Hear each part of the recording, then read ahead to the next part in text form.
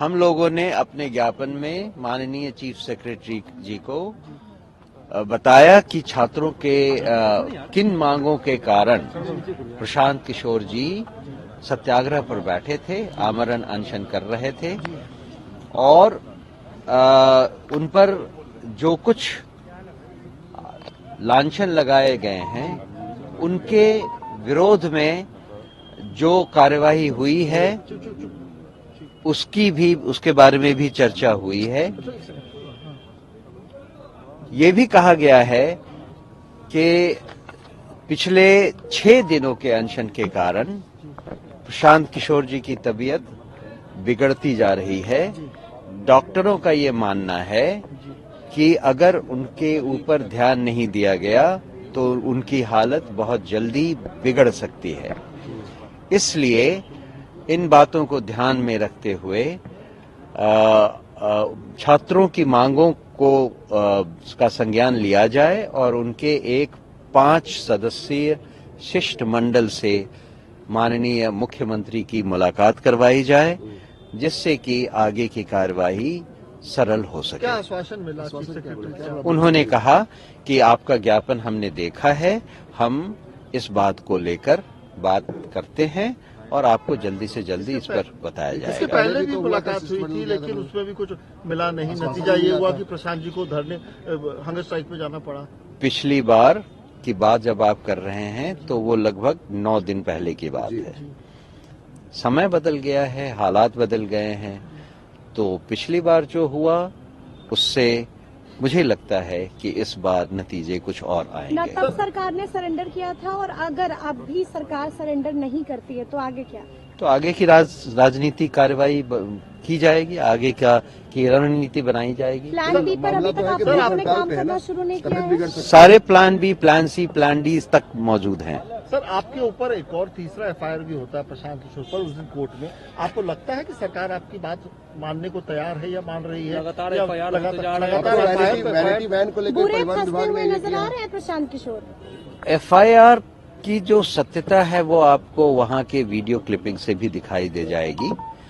आप देखेंगे कि प्रशांत किशोर जी ने वहां पर भीड़ से पुलिस को बचाने का काम किया था, न कि भीड़ को उकसाने का काम किया था। और इस बात को वहां जो उपस्थित पुलिस वाले थे उन्होंने भी एक्नॉलेज किया। उन्होंने एक्चुअली प्रशांत किशोर जी को धन्यवाद किया कि उन्होंने उनकी सहायता की, भीड़ से बाहर निकलने की। तो जो एफआईआर है वो तो तथ्यहीन है और एक जांच होने पर उसका तथ्य सामने आ जाएगा। ये वैनिटी बैन को लेकर जो परिवहन विभाग ने नोटिस जारी किया वो क्या है? इसमें कि बहुत सारे कागजात को लेकर बहुत तरह के एलिगेशंस लगाए जा रहे हैं, लेकिन जो एलिगेशंस लगाए जा रहे हैं उसके बारे में हमें केवल इतना ही कहना है कि जो कार्य सत्याग्रह के तरीके से प्रशांत किशोर जी छात्रों के बीच रहकर खुले आसमान के नीचे कर रहे थे, वो कोई और करके दिखा दे और अपना जो राजनीतिक एडवांटेज लेना है वो ले सके तो ले लें।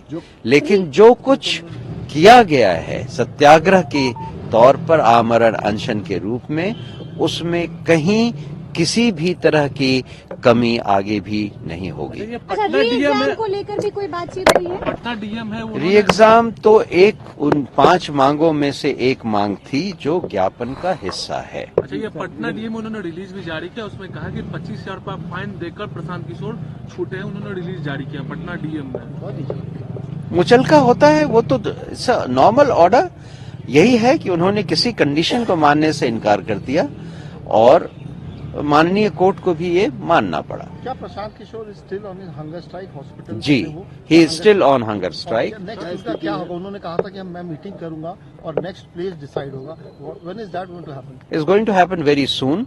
You will come to hear of it very very soon. As told by Mr. Giri yesterday. Yes, we are processing all the papers and it will be done very very quickly. JDU MLC है नीरज कुमार, उन्होंने साफ साफ कह दिया कि प्रशांत किशोर चेहरा चमकाना चाहते हैं।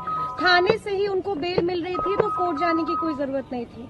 चेहरा चमकाना चाह रहे हैं प्रशांत किशोर। जो कुछ प्रशांत किशोर कर रहे हैं वैसा कोई और करके दिखा दे, फिर वो अपना चेहरा चमका लें।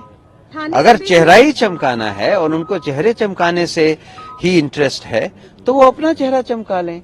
जो प्रशांत किशोर जी ने किया वो करके दिखा दें। क्या उनको बेल मिला था थाने से सर? जी मिल गया था। तो फिर कोर्ट क्यों? और जाने उस की पर जरूरत क्या पड़ी थी? ओ सॉरी, थाने से तो कोई बेल मिला, थाने पुलिस ने एक्चुअली उस स्टेप को ओवरलुक कर दिया, पता नहीं किन कारणों से, लेकिन उन्होंने इस स्टेप को ओवरलुक कर दिया। उन्होंने यहाँ थाने में कोई अप्लाई ही नहीं किया बेल के लिए।